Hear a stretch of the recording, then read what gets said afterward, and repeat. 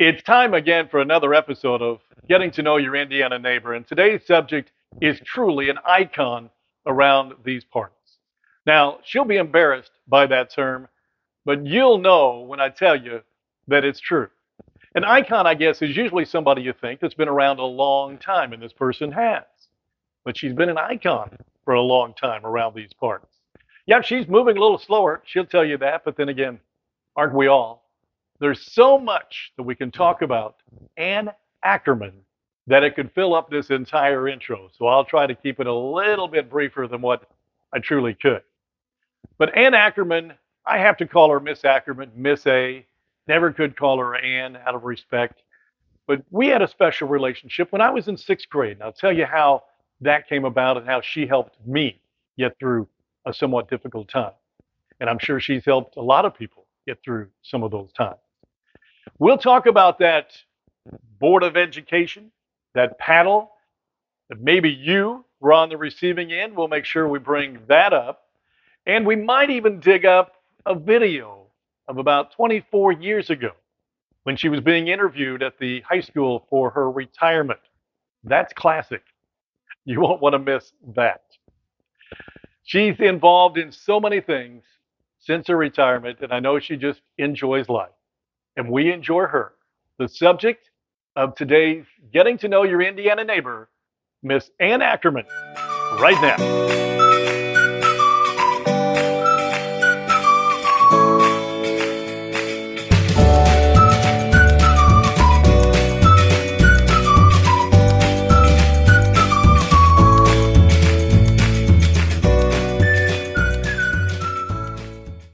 Welcome to another Getting to Know Your Indiana Neighbor. And it's days like these and subjects like this that I worry about my battery on my phone and my microphone and everything else. Not because she talks a lot, it's because there's so much to talk about. We're going to get right into it. Ann Ackerman today, our subject on Getting to Know Your Indiana Neighbor. And most likely you had her as a teacher, but there's so much more to Ann Ackerman than that. So, Miss A or Miss Ackerman, I can't call you Ann out of respect. I just can't do that. But Miss A, let's start from the beginning. Where were you born? Talk a little bit about your parents and your siblings. And let's get started that way. Well, I was born in Washington during the middle of World War II, and my dad was in the Navy. He was in the South Pacific when I was born. As a matter of fact, he didn't know when I was born until about 3 months afterwards because he was out at sea. And my mother and her father and my aunt lived in Washington, so we stayed there with them. Uh, when I was about 2 or 3, my grandparents moved us into the house that I live in now, and I grew up there for a while. And so Washington was where I was born, but Lagodi was where I was raised, as they say. So Brian Bruner was telling me Mhm. the other day, and he said that on vinyl, I guess maybe a record or something, there was a recording. And many times I give the subject questions, at least topics, and I've done that with her as well. But this is something I want to throw in there right away. But there was a recording, I believe, was it of when your father first saw you? No, this was a Christmas one year. My Aunt Bertie, was a teacher at Washington, and they had a recording machine, it was called then, and it made a vinyl. Yeah. Well, that was preserved, but obviously I couldn't play it on anything. So Brian Bruner is a genius, in my opinion. He's a genius. I love that guy. Real quick, I want Brian Bruner to be a subject, but you know what? Scared to death. Won't do it. He'll do it. Yeah. He'll do it. But Tell him Miss A said he had Miss A to. said so. All right. Sorry, interrupted you, but Anyway, I gave him the vinyl, and he transferred that to what, plug dry, I call them. What? Yeah. Plug in thing. Thumb. Yeah. Yeah. It's got 1,000 Yeah, names. you know, we're older. Yeah. And I could actually hear my mother and my brother recording a message to Daddy for Christmas. Oh, is that what it was? Oh, and it was. And he was where at the time? Yeah, he was in the South Pacific. And then Wow. later on in that vinyl, We recorded the Christmas that he got home. Mm-hmm. We recorded a message for my aunt who was in, I think, Virginia. And I heard Dad's voice, my voice. Skipper read a poem, and I said something, I'm not sure what.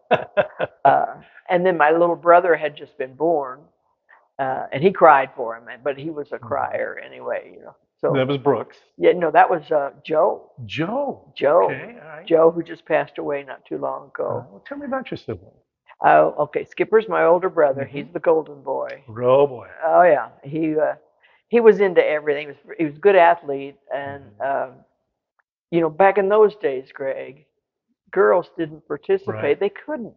Right. We couldn't even be cheerleaders. The bishop at that time thought it was not acceptable for girls to jump up and down and all that kind of stuff. So Skipper was the guy. I was always trying to follow him around. It aggravated him to death, I'm sure. He was only 14 months older, and so when he would do things, I wanted to do things. Well, you don't want your little sister hanging around. You know how that goes. Mm-hmm. But then shortly, I was born in the middle of the war. Dad had a furlough. His ship came into, I think it might have been Boston at the time. But anyway, I was born 9 months later. And then Joe came along shortly after the war was over, after Daddy was home. And we went 14 years without anybody else. And then all of a sudden, here came Brooks. Mm-hmm. And I've lost my two younger brothers. Skipper is still around. He just had knee surgery and is doing very, very well with it. Yeah. He even. I wouldn't have known it. Is that right? I would. He's lost a lot of weight, but you know he went through some rough times when his wife was sick. Yeah, and what I meant, I didn't say I didn't know him. I didn't know that he had the surgery. Oh. The way he was walking. Yeah. Yeah. Oh, he went into the surgery with the right attitude. I'm going to go in there. I'm going to walk, and he has really worked at it. Yeah. And you know he's 80 years old. Yeah. Well, yeah, he's 80 years old. All right. So your other siblings, you said the two. Joe, Brooks, Skipper, and myself. Okay. All right. Your mom and dad's name were? Polly. Her name was Eleanor Pauline, and they called her Polly. Thank goodness. Yeah. And Daddy was, they call him Albert Thomas Ackerman, or Senior. Skipper is Albert Thomas Ackerman Jr. What did he do after he got out of service? His family business was the Carnahan. His family business. His family business. His great. Let me get this right. His grandfather more or less started the Carnahan. All right. And then when Daddy came home, he wasn't sure whether there was a place for him there, but he worked there and eventually ended up with the business. And Mom was a stay-at-home mom. Back in those days, moms did that. Right. Oh, absolutely. Very seldom, you know, in our neighborhood, you know, all the moms were home all day long. But Carnahan Manufacturing, for I say our younger listeners, but you don't even have to be young anymore because it's been gone so long. But it was on the grounds. Wow, I guess where now the German American Bank is, the dollar store, and the auto parts store. Kind of that whole area where that water tower, where Cooper Plaza is. Yeah, and it was a major employer. My great grandfather worked there. We've got a picture of him, and it must be 100 people. Daddy's in that picture. He's in that picture as well. But it was a major. Lagodi had a lot of manufacturing. They did, and it wasn't like it is now. I mean, you know, you knew everybody personally. When I was a little kid, I used to love to go through the whole shop. I was fascinated with the way they put things together. And there was a man named, I think it was Jim Spears, was in the cabinet department back there. And he would put things together like a puzzle. And I could sit and watch him all the time. He was just a fascinating person. Besides that, he gave us a Cocker Spaniel one time. Wow. So you were fascinated with things like that, which was, it's great. I was fascinated by the whistle. Yes. You'd know what time lunch was because the whistle would go off, or break time, you know, because the whistle. The only one I've known of in Lagodi, but I'm sure there were others, but that's how a little guy like me remembers that. It's funny that you say whistle because Mhm. in the Navy there's a chow call, Mhm. and after Daddy got home, when it was time for us to eat, he would stand on the porch and whistle that chow call. Everybody in the neighborhood ate at the same time because when Al whistled, it was time to eat. You can't replicate that. I can, but I won't. Okay, fair enough. Very good. Walker Street. Yes. You talk a lot about Walker Street in kind of a romantic way. I mean, when I think back of it the way you talk and others, it must have been the best street in the world. Tell me why. Well, it was amazing. There were over 20 kids from the bottom of the hill, up the hill, and down to the intersection, down to the railroad track. Oh, down that way. And there Okay. was always something to do. But the best part of it, Greg, I think, was the way your mom was everybody's mom. If you bumped your knee, then Ethel Downey put a Band-Aid on it for you. Ethel Downey, you sure. know, and Agnes Harris across the street, and Helen Seal right next door. Right. And it was you know how kids are. They'll argue and they'll fight and so on. But you'd be you were outside all the time, and you'd be sitting under a tree thinking about something, and somebody would holler, "Pigtail." Well, that meant that was going to be the start of a softball game. Pigtail 1 was the batter. Pigtail 2 was the catcher. 3 was the first baseman, and so on around the line. So you hit the ball, and if somebody caught it on the fly, they took your place.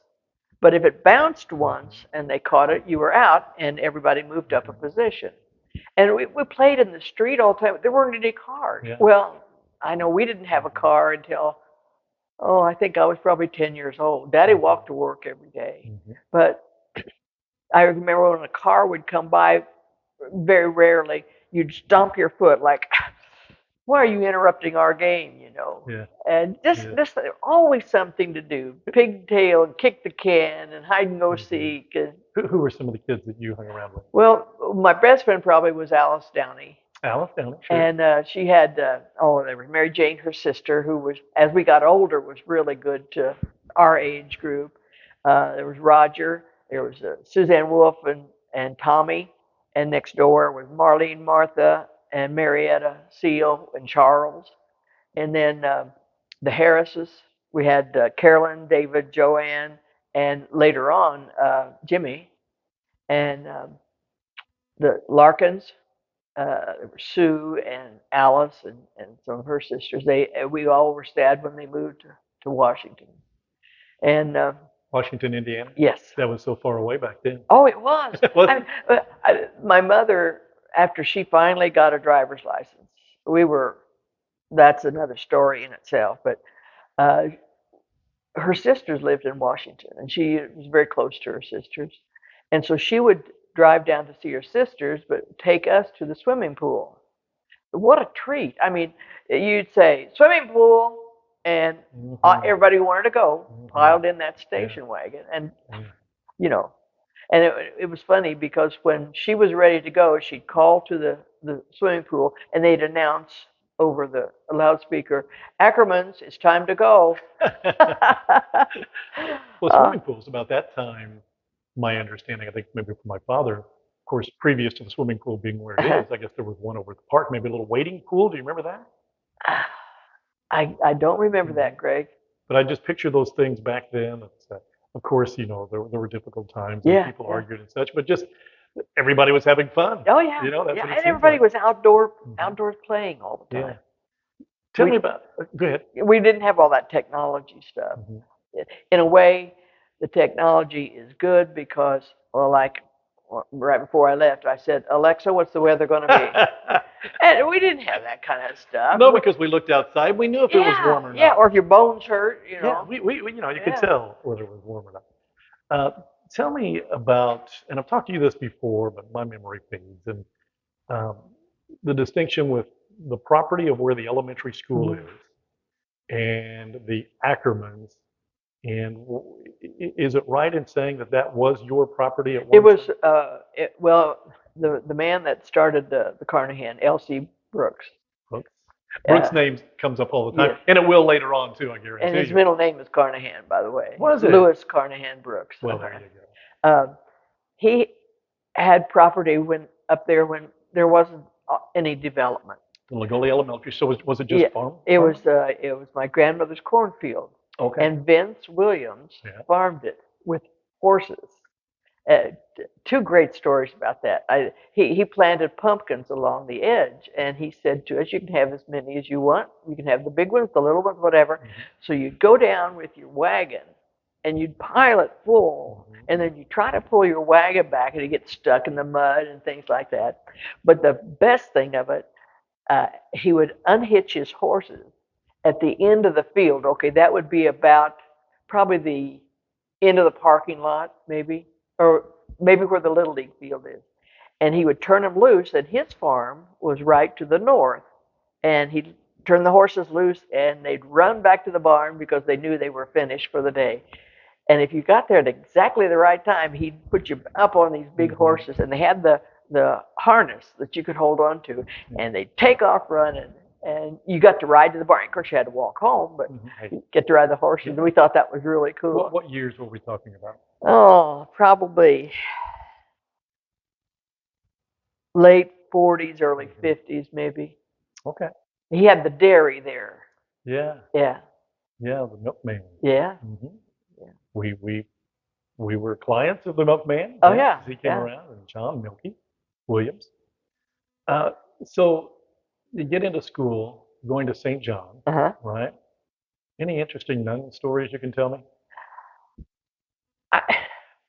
I look back, Greg, at my education there, and they taught me one major thing, and that was discipline. Mm-hmm. They taught us that you didn't always get to do what you wanted to do. And yes, the discipline was strict, but in the long run, I probably benefited from it. I mean, I don't say that I behaved very well. I think when I would have kind of an unruly, squirrely kid in my classes, I knew basically how to handle it because I was one to behave that way. Mm-hmm. And I understood it. I understood that I wasn't doing it to be mean. I just was antsy. I mean, I probably today would be classified as ADD because I just. A lot of people probably. Yes, yes. But we didn't know how to handle it back then. And, but everybody will tell you, oh, the nuns did this, that, and the other. They did, but we needed it probably. And you knew that's the way it was. Yes. Right? And your parents probably ingrained in this is the way it is. We expect them to be. Well, we talk about the Board of Education that you like to bring up on occasion. I'll bring it up again. Wait and see. If we got in trouble at school, we were in trouble when we got home. Yeah. What about that ruler? Did you ever get that ruler? I didn't, but there were a couple guys in my class, and one girl, and this is probably a mistake, was left-handed, and she would switch her pencil to her left hand. She wasn't supposed to, and they'd nap her. Yeah. But they don't change kids anymore, and it probably was not a good thing. But that's the way they were trained to teach. Right. And I'm not saying that those kinds of things did not happen in the other school, but they got a bad rap because the majority of them might have been that way. But one of my heroes in my life was my 7th grade teacher. And she was probably one of the reasons that I went into education. It was Sister Marie Rosalie. I can see her today. She was like I said, I was a little bit squirrely and I was always being disciplined. When I was in her 7th grade, I didn't cause any trouble for her.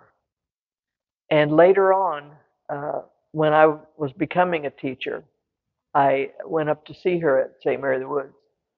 And I sat with her for an hour. It probably was longer than that, but it seemed like an hour.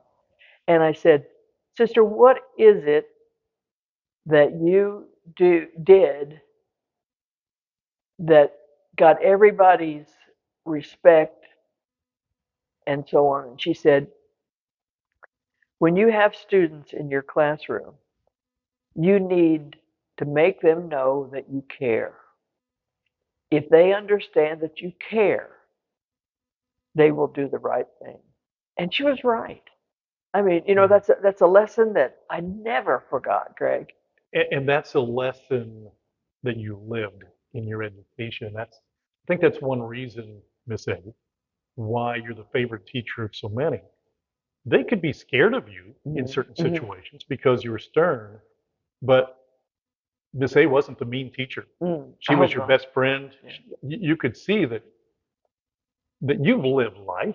You were a 10-year-old Yeah. boy, Yeah. 10-year-old girl. You weren't a 10-year-old boy, but you were a youngster, and at least that's what I saw from Right. you is that you related to our situations. I remember one time when we talk about the Board of Education. I never got it, but I thought I was going to. We were at, I guess it would be the middle school, St. John's Elementary School Uh-huh. over Uh-huh. there, right? We were out on the playground, and concrete was on the road. And Don D. Fellers, you remember Don D? Yes, yes. Well, I had a baseball glove in my hand, and we were chasing each other, playing tag or something. And I just threw that baseball glove at her, expected maybe hit her in the back or something. Well, it tripped her, Oh and she no. landed on the concrete. She was fine. And you call me in, and I'm expecting, oh boy. And I know you don't remember this, but you just gave me a discussion as to why that was the wrong thing to do. And that I think that's when I knew that, listen, you understood. You know, I mean, I hope so. it wasn't the right thing to do, but kids do it, Yeah. right? Yeah. Um, so you graduate from St. John's High School 60, 1960, 62 years ago. 62 years ago. Well, when I think about 1960, would it not be true to say that there aren't a lot of females at that time going to college? Or was that a time when they started to go to college? Greg, I really don't You remember. don't I remember know being unique I in that remember situation? Joanne Rishisher Mm-hmm. was going to go to St. Mary's of the Woods. Mm-hmm. Um, I don't think very many. I never thought about. Mm-hmm. Okay. I Mm-hmm. never thought about not going to college. Yeah. Okay. It was a matter of where, Yeah. but and I guess maybe I got that from my parents, my Mm-hmm. aunts. Mom had four sisters, and they didn't have children, so therefore Mm-hmm. Ann was the. Yeah. And you went to. Well, I started at IU, and then transferred to Indiana State, and then I've done all my master's work and postgraduate work at Indiana University, my favorite place. Yeah. And Yeah. Did you always want to be a teacher? well, I never thought about being anything else. Okay. When my brother Joe, 4 years younger than I, he struggled a little bit in school, and my mom would say, "Help Joe with his math," or "Joe's writing is terrible." I can remember having him trace over writing to straighten it up a little bit, and we would play school a lot, and he was my subject always. And so and if I look at my genealogy, I have a lot of teachers in my past. My mom's, well, my favorite aunt, Aunt Bertie, was a teacher. Mm-hmm. Uh, my great grandfather was a teacher. Uh, Did you want to come back to Lagodi and teach, or was that totally something that came up out of the blue? I can remember saying to my dad one time, "You know how kids are. Oh, I want to get away from Mm-hmm. here." Yep. And he looked at me and he said, "Annie, if all the good people leave, it won't get any better." And that's not the reason I came Yeah. back, but I had that thought in Yeah. the back of my head. And I Mm-hmm. look at these young kids today on the beautification and Mm-hmm. all the stuff that they're doing, especially they got certain leaders. They're all young kids. Yeah. Don't you love Oh, that? it's Mm-hmm. beautiful to see, Yeah. It's Greg. not always been that way, but now I really think the younger people are getting involved, and you got to have it to have a Yeah, really good yeah. city, and we appreciate everything that Oh, those out there are doing. exactly, exactly. So you graduate to college then Yeah. in 19. Well, I actually graduated in '63. Okay. I was a kind of a workaholic when it came to grades and stuff, and I finished in 3 years. And I came back to Lagodi, and my dad had built a bowling alley, and I actually considered running the bowling alley for him. Well, one night, it was Martha Seal and Jackie O'Neill, Jackie Arthur. And I've told them this story and they don't remember it. They were in school at VU and they came in and they said, "Oh, VU's looking for a teacher of psychology because one of their professors was going to take a pregnancy leave." And they said, "You ought to go over and apply." I didn't think anything of it. And then apparently they must have told the staff there that I had a psychology degree. It was my minor. And they called me and I went in for an interview. And they said, "Well, it's a period of about 4 weeks, I think it was. Would you be interested?" And I thought, well, sure, why not? So I did that little spiel, I guess you'd call it. And I knew then I needed to be a teacher. Okay, good, good. Instead of selling or renting those bowling shoes. Yeah. But let's talk about the bowling alley. Where was that at? Where the building is now, right across the street from the swimming pool. Oh, it was in that bowling alley building. Yeah. So did he build that? Yes. I'll be darned. What was it called back then? Lagodi Lanes. Lagodi And Lane. the phone number was 300. Perfect game. Oh. 3. Yeah. That was my number, please. Yeah, 300. Yeah. Yeah. Yeah. All right. So you come back to Lagodi. Who hires you? Who's the person in charge of hiring? George Williams. Thank you, George Williams. I tell you, I walked in for the interview Yeah. and he said, "Ann, you want to teach what grade?" And I said, "Well, Mr. Williams, I'll just take what you got." So he he found a position for me, and Bob Ackerman, my cousin, was principal at the elementary, and so I worked for him for a while. And I actually had worked 2 years at St. John's. I felt like as a graduate of there, I owed my school something. So I taught there 2 years. Terrible pay, but they knew it. Sure. But I gave them 2 years, and then after that's when George Williams. The Williams boys were good to you. Yeah. So I was in the elementary for a while, and in my heart, I think I really wanted to teach high school.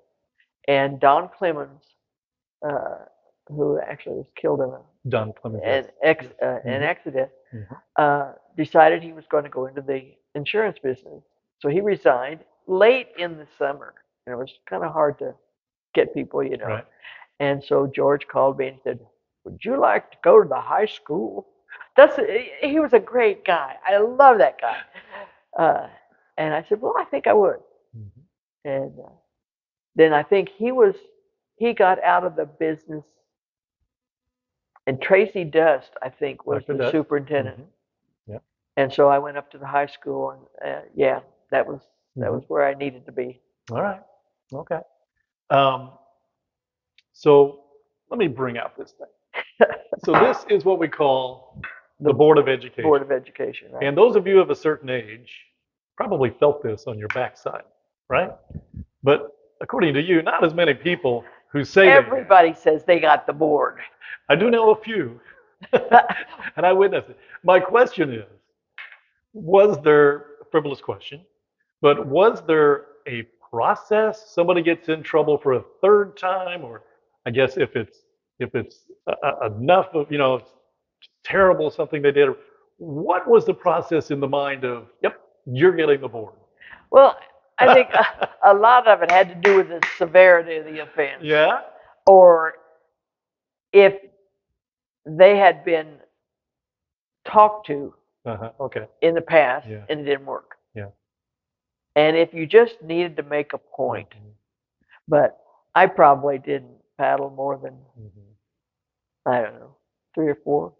Jim Trout says I paddled him. I don't remember it. Mike Wagner says you paddled Mike him. Wagner. Now that. Yeah, you might have done that. Yeah, might have done that one, yeah. That's a good story. Is it? Has he told you? No.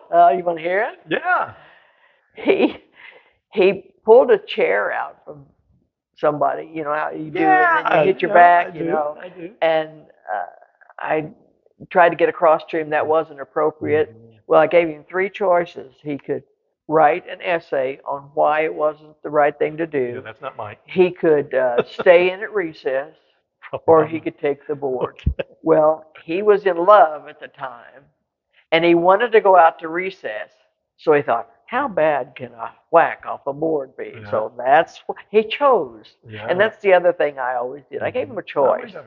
It's Love does strange things. writing him an essay or something that to get out of. You didn't want to give them the I board. You really want to did. give them the opportunity to get out of it. Believe it or not, I really did So not. how much power did you put behind that? Depends.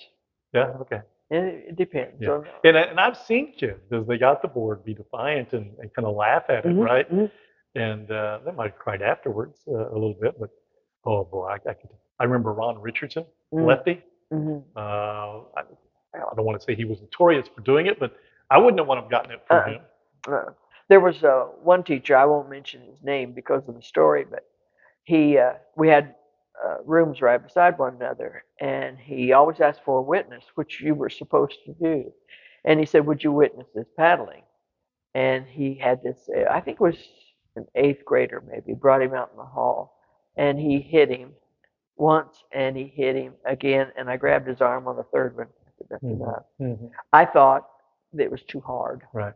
And, you could do damage if you didn't do it right. Sure. But some people, I won't say enjoyed it, but I think some people overused it. Sure.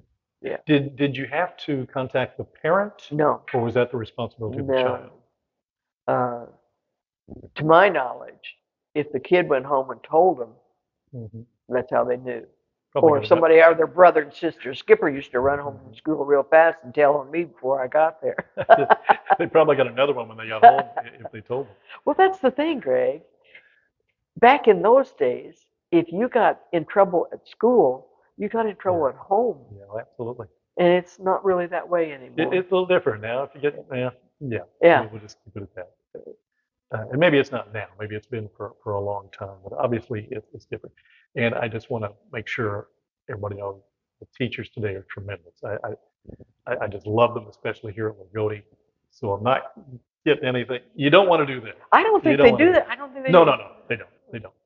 All right. So another reason you influenced me, of course, when I was in sixth grade, I had rheumatic fever. So I was out of school for a while.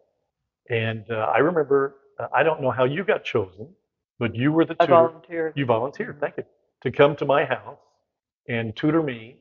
And as good a teacher as you are, I can't remember anything except that you loved Lee Corso. Anthony Thompson was a great football player at IU. We had a lot of IU conversations. I don't know what I learned, but it made me feel good. And I enjoyed that so much. And one thing you told me just a couple of days ago that makes me feel even better, that when you came there, you got to know my mom. Yes. And that was part of the enjoyment yes, it was. of tutoring. So and and Greg, you were a very good student. You did all the homework that you were supposed to do, and it was all right in a row. And I don't remember that. We would sit at the kitchen table while your mother was fixing supper. I do remember that. And I think I even have some of her recipes on things that she did. That's fantastic. She was a lovely person. I really enjoyed knowing her. I wouldn't have had the chance if it had not been for the tutoring. But that allowed me to know you better. And like you said, I mean, you cared about me. Of course, I was sick, I guess, if you will. And I felt like you were taking care of me. The education was one thing, but just that friendship lasts a lifetime, and I appreciate it. It will, Greg. It will. Well, let's move on to, there's a video out there on YouTube. You know what I'm talking about, probably. It's the retirement interview at Lagodi High School. Brian Bruner did that. No. 1998, you retired, right? Yes. And I enjoyed that. I thought that hopefully I'll have enough in my editing skills that I might be able to put a little in here that people might be able to see. Do you remember who the interviewer was? No, I don't. If you see, maybe you'll remember. But they didn't give her a chance to talk because they did the topics to Happy Trails. What was your favorite? All this. Roy Rogers, yeah. Roy Rogers, yeah. But I texted Brian right away. I said, Brian, because it was his on YouTube. You've got to give me permission to use any or all of this. And I think it was a high school project. How he Actually. got that, I have no He's a idea. genius. I don't even remember doing the interview. But you, really? Right. I can tell you your answer if you Well, want. Oh, by the I way, have seen it. so you talked about that seventh grade teacher in that one. It's Sister Marie Roseland. That was Sister Marie. You didn't mention the name in that one, but I wondered about that. But I thought that was terrific. Especially for the technology back then. Yeah. I don't know if they did that on a normal basis, but I thought yours was great. And you were so young when you retired. It seemed like. I was only 50. Yeah, you were. So and you were ready to get out of there, though, right? Well, yes and no. Greg, I wanted to have 10 years of retirement. There were things I had to do. I had to Right. go to Alaska. I had to go to Europe again, and I had to do them, but I needed 10 years. Mm-hmm. And I look at my parents' history. Daddy was only 47 when he passed. Okay. Mom was 56. Mm-hmm. And I had, I think, taken care of myself financially. I had 3 jobs, and I had taken care of myself so that I could retire. And I said to God, give me 10 years, please. And he did. And then he He said, sure did. you're a good girl. You can have 10 more. And now I'm on my third 10. Yeah. I'm not so good. Well, I tell you what, you're on your third 10, but you certainly don't lack of things to do. No. So we're going to talk now a little bit about her family cemetery. And interesting, if you have been following these episodes, we just talked to Bill Green. Of course, the Brooks house, 1832 it was built. And right around the corner from that house is the Brooks Cemetery. And this, Ann Ackerman, is part of that Brooks family. And the cemetery had gone into disrepair, I Yes, guess. it had. And this young lady right here, this spry lady, I was out there the other day, took some pictures, so you'll see those. And, she was out there. And by the way, I'd like to see those beginning pictures because you guys have it looking really good. So tell me a little bit about that project. And obviously, it's a passion of yours at this point. Right. Well, when I was a little girl, my grandmother would always visit that cemetery on Memorial Day and special days and so on because her grandfather was buried there. Her grandfather, of course, making him my 3 great grandfather, uh, was killed in a he was wounded in the Battle of Perrysville in Kentucky during the Civil War, came home and then died. And they had one son, that was Lewis Carnahan Brooks. And Nana always said, uh, you need to pay respect to those who brought you here. And because of that, I would have cousins from one of Daddy's favorite cousins was Barbara. Barbara Koppel lived in California. She had 7 kids, and a lot of them have come back even before, well, after Barbara passed, but even before Barbara did, and they would always want to visit the Brooks Cemetery. And I was somewhat embarrassed that it looked so bad. I'm really one of the few left around here related directly to them. And then when these people would come from all over the country and they'd look at that, it was like, I'm so sad about that. My cousin Nancy Niblack Baxter, who's an author of, I could just read everything she writes, has come. She's never said, that, and the cousins have never said, but you could tell there was the desire for the family to put that back to where it was. And so I was out there one day, and I don't know, just got an inspiration of some sort. I thought, I think I can do this. The problem was that wrought iron fence around there had really gotten in disrepair, and try to find somebody to fix that kind of thing. So I was talking to Larry Wiltshire one day out his sister's flower place, and I was talking about, repair on fencing and so on. He said, I know just the guy for you. And he gave me Jim Malone's number, and I called him, and Jim and his wife came down. And Jim took one look at that. And he said, I could make this look 100% like it did when it was built in the 1800s. Oh. And I thought, okay. And so he came down on various occasions. He took part of the fence back to his blacksmithing job and straightened out. One of the fence pieces had bent under and was covered over. There were trees growing into the fence And he said, oh, I think I can fix that. So I thought, needs to be done. And so they just finished up yesterday with the fencing part. I still have a few more things to do. I'd like for grass to grow in there again, but it was really cool, Greg. We saw this little tiny monument like this, and then the bare spot behind it. Well, I, my friend was helping me, and I said, "What is that by your heel?" And we started poking down, and it was a great big slab that had information about the person with this little bitty money. And we found four. One place has an empty spot that we don't know where that got to, but we uncovered that.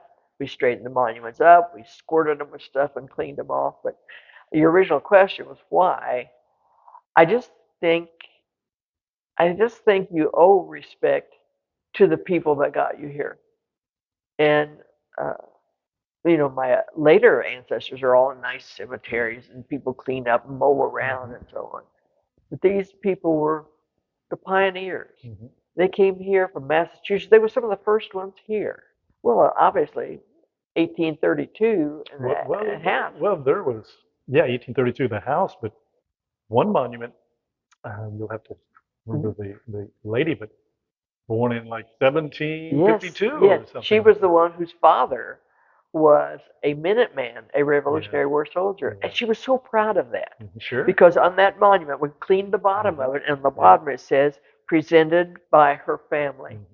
I thought, wow, that is Yeah, really cool. And I love history. yeah. And I didn't realize either. Of course, I'd never been out there. And I told Bill Green, well, we can do something on Martin County cemeteries Mhm. all on our own, right?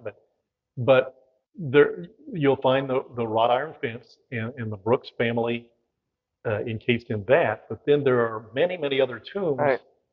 and all you can deduce, I guess, is that that was the Mount Pleasant Cemetery It at the was, time. yeah. Well, that, and then there was the Catholic cemetery, St. Rose, St. Rose. which is just up the hill from there. Yeah. Yeah. Yeah, I mean, since doing this, Mount Pleasant is a whole other world to me. It is. It was the Lagodi before the Lagodi. I think you said it was the Hindostan after Hindostan. Hmm. And They had schools. They had courthouse, yes. yeah, jailhouse. It was the county seat for a It was while, the county seat. Yeah. and it's forgotten. I mean, just like you didn't know. I mean, you're an Did not, educated person, but you didn't know about it. did not know. And it's right off the road. Yes. You can see it from the Yes. road. Well, and uh, the lady that owns the property right, the big field right beside Marie Truelove, Okay. I stopped to tell her. I said, "There's going to be strangers coming in Yeah. here." I said, "I want you to know we're not trespassing." She says, "That's fine," but they actually have mowed it for years and years and years, and then the county, the trustee, has the responsibility for taking over that. And I've talked to the trustee to try to get him to build a fence over the entire thing, not to keep people out, but to keep the integrity of the situation. Right. And I'm not having any luck so far, but I will. I will. But you're pleased with the progress. Oh yeah. Yeah. Oh yeah. Okay. So now you have family come in. You're not ashamed to take them out. Right. And that was the goal. Yeah. Well done. Yeah. Yeah. Um, how would you like to be remembered? I mean, hopefully you've got a few more good years on this earth, but you've done so many things from an educator to, you're a world traveler, um, aunt, right? Obviously sister. There's so many things in your life, but but when you're finally gone and people are talking about Ann Ackerman, how would you like to describe you? I really haven't thought a lot about it, but you talk about my career in education. I need to mention a couple of people. Sure. One of them is Lester Page. He was the kindest, most gentle man. He was a good friend of my dad, and you knew he was on a B-17 in World War II. I've seen pictures. Yes. Mm-hmm. I forget how many missions he flew and so on, but he was so how will I put it? Just so approachable. Mm-hmm. During a break at school, that 2 minute break we had. Well, that was at St. John's, but 5 minute break at the high school. We were on hall duty, and some kid came up to him, was talking to him about some really strange subject. And I said, Mr. Page, what's your advice? And he said, Ann, everybody, every student has a passion about something. And you as a teacher need to find out what that is. And then you need to be able to talk to them about it. Because this kid came up, and I don't know what it was, motocross or whatever, and Mr. Page was very knowledgeable about it. And I thought, that makes a lot of sense. And I learned a lot about welding, and of course, horses have always been my passion, and motocross, hot cars, things like that. And I think that was because of Mr. Page. And then the second guy I want to mention is, well, I've already mentioned Bob Ackerman, but it was Ira Clark. Approachable, not so approachable, but I knew him as a person because I worked for him. And one time I had a kid that was really, really obnoxious to the point. He was tardy time after time after time. And finally, he walked in the classroom and, strutted around. And I said, with that kind of attitude, you can just leave. So he went into the office, and after the class, I walked down to talk to Mr. Clark.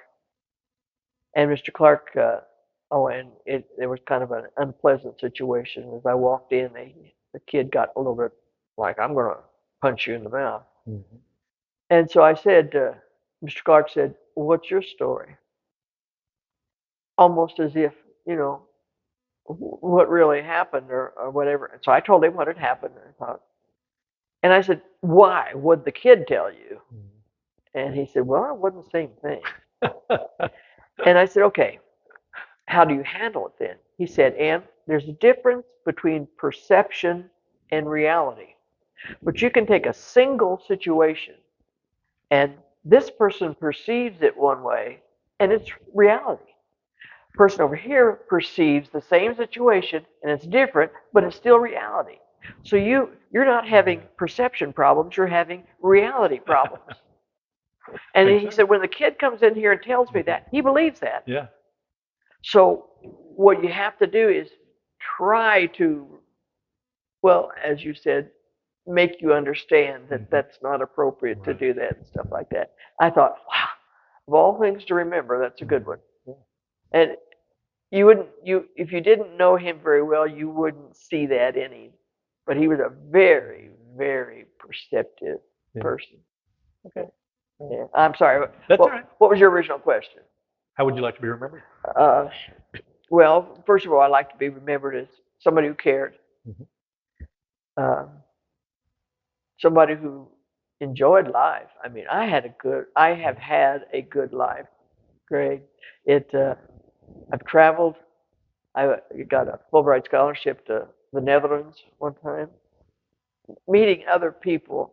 And I think the thing about Alaska, go to Alaska. I've been there. Yep. Just a year ago. And everybody should do it once. Beautiful place I've ever been to. Everybody should do it once. Everybody needs to do it once. Yeah. Yeah. So I've done a few things little particular things. Like one day I was at school, I can't remember the principal, and somebody spilled something. So I went to the janitor's closet in the hallway and I opened it up to get something to clean it up. And right there in the corner was a bell. And I said to the principal, I said, what is that? He said, oh, that's the bell from the old high school. When it burned, it came all the way down and they dug it out of the rubble. The old Lagodi High School. Yeah, Lagodi High School. So I said, well, that shouldn't happen. It shouldn't be in the closet. Another restoration project. Right. So we cleaned it up, and Jason Longmiller built a frame around it, and that is, I think, used to be in the foyer going into the auditorium. I'm not sure if it's still there. I'm not either, but I do know you're right. But anyway, it's bright and shiny brass, and it took a lot. Yeah, I think you had it at the alumni banquet one year. Yes, we did. Well, the year that we cleaned it up. Yeah. Yeah. So I was talking to Father Effie one day, and I told him that story. And he said, well, we have St. John's Bell around here somewhere. And I said, oh, really? And it took a long time for him to let us have it. Mm-hmm. He was afraid we were going to steal it, or not steal it, but, abuse it or something. Right, right. So we did the same thing. We cleaned it all up. And Jason, once again, built a frame around it Mm-hmm. for us. And I think it's in the upper level of St. John's John's Center. Yeah. I think it's still there. Mm-hmm. And Father Walker loves to ring that thing. They say when he goes by, he has to ring it, Good for him, yeah. So it's. Father Effie's retiring here the next month. I heard that. Yeah. I heard that. 50 years. Yeah. Yeah. You had mentioned horses just briefly here, but in the 1998 interview, what you specifically said was that one of your retirement projects was to be more involved with your horses and hope to use them to make a profit one day. Mhm. Were you able to do that? You raise cows in order to pay for horses. Hey, Horses at the level. I'm a city boy. I grew up on Poplar Street. Well, horses at the level that I wanted are very expensive. We had one horse, my favorite, a Palomino, that was ready to go to the Futurity in Oklahoma City. Really? We made several trips in the years past, and so we got into the. We used to say we're in the grow, not the show business. We would grow them, and somebody else would show them, and they were very, very nice animals. And then it got to the point I had some back surgeries, and horses are very work intensive. A cow, you put them out in the pasture, you make sure they have water and grass and hay, and they're not a whole lot of trouble. I mean, they have difficulties sometimes. Right. But a horse has to be fed every day, has water all the time, has a stall that has to be cleaned. You can't leave them out, well, the show horses, you can't leave them out like you could a cow or whatever. And you'd have to get up before school and get that done. And then you had, after school, you had to do the same thing all over again. I loved it. I loved it. And had I been physically capable, I probably would still be doing it. So I know we've gone way longer than what we normally do, but I warned you guys. But anyway, it's your forum. I know there are a couple things maybe you wanted to talk about. Maybe we talk through them here, but what would you like to discuss? Yeah, bring those over here if you need to. Well, I brought this. That was the day I met my dad. The day that you met your father. This is the day you met your father. Well, tell me a little bit about that. His ship came in Philadelphia, 1944. I was 14 months old. Mm-hmm. When I was born December. He was navigating in the South Pacific, and he was on that night duty, and a telegram came, and the captain brought it up to him, and it said, Polly and baby fine. Yeah. That's all it said. Yeah. And so he said, I probably zigged when I should have zagged, but the captain understood because he had children too, and he knew, and he was excited about it. But here we go from, I was born December 3rd, and I think he didn't get the telegram till February or March. Wow. Yeah. Mm-hmm. And this is in Philadelphia. But when I met him, my mom said I was totally fascinated by him, and that attachment has never stopped. Smiles. He was my favorite person in the world, Greg. Mm-hmm. Smile on your face right there. Oh, yeah. Mm-hmm. Yeah. What else would you like to talk about? Oh, I don't know. I had a list of stuff. Did you take it? No. I think it might be, I don't know. In that bunch? No. Oh, well. Mm-hmm. I've enjoyed working for the newspaper. I write an article called More Neat Stuff. Yes. The origin of that's kind of neat. Yeah. I was working for Harold Green. Had that written down. Darn it, didn't bring it up. Yeah. And he, one day I went in and I said, Harold, look at this stuff. I said, this is really neat stuff. Mm-hmm. And he said, well, write it up and put it in the paper. So I wrote it up, and he had several comments on it. They're kind of humorous, some funny stories, some advice things.